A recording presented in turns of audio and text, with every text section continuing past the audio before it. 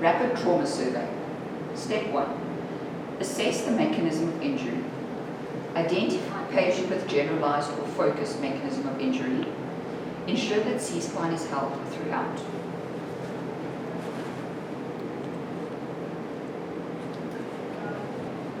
Step 3. Head and neck assessment. Look for wounds, fractures, deformity, and bruising.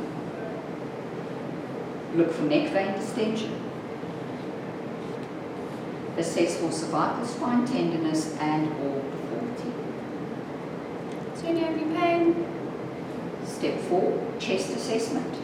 Expose the chest and inspect for any wounds or bruising. Assess stability, pain, and equal movement. So is there any pain? Auscultate and consider percussion.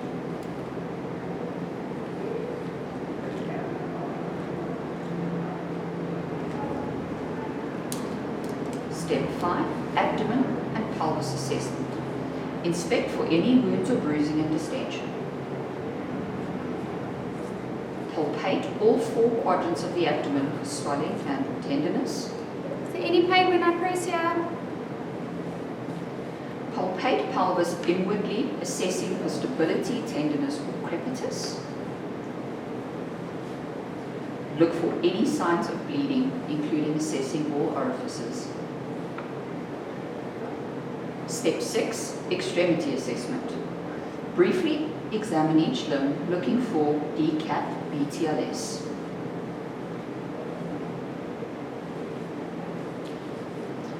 Compare limbs. Assess pulse, motor, and sensory function. So can you squeeze out my hands for me? Can you feel me touching you here? Can you push down on my hands? Can you pull up on my hands? Step 7. Prepare for transport.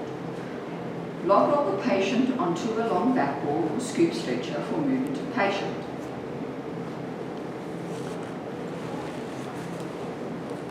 Examine the patient's back during the log roll for wounds, tenderness, or deformity. So is there any pain where I'm feeling? State that any life-threatening injuries will be corrected immediately when found. Any life-threatening injuries found during this patient's assessment will be corrected immediately. Minor injuries will be recorded and treated later. Minor injuries will be recorded and treated later. Verbalize the need for urgent transport. This patient needs to be transported to hospital rapidly.